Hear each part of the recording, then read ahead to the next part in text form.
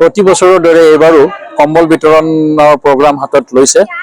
আপোনালোকে জানে আজমল ফাউণ্ডেশ্যনে বহুত এনেকুৱা প্ৰগ্ৰাম আছে দুখীয়া দৰিদ্ৰ লোকৰ কাৰণে, আৰু আমাৰ ট্ৰাষ্টি মৌলানা বদৰুদ্দিন আজমল সাহেব আৰু সিৰাজুদ্দিন আজমল সাহেব তেখেতসকলে এই কম্বল বিতৰণ অনুষ্ঠানটো প্ৰত্যেকবাৰ ঠাণ্ডাৰ সময়ত আঁচনিটো হাতত লয়।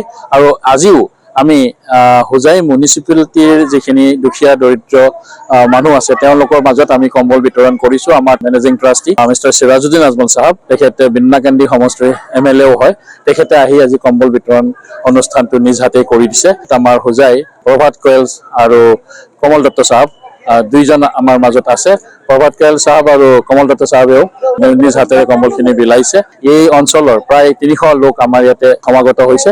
সকলোৰে মাজত আমি কম্বলখিনি বিলাই দি পেলাই সুখী হৈছোঁ। আৰু এনেকুৱা প্ৰগ্ৰাম আমি অসমৰ বিভিন্ন জেগাত লৈছোঁ আৰু বিভিন্ন জেগাত আমি কম্বলখিনি বিলাই দিছোঁ। প্ৰত্যেক বছৰে আমি কৰি আহিছোঁ আৰু আগলৈও কৰি যাম, সকলোৰে ওচৰত আশীৰ্বাদ আৰু দোৱা বিচাৰি।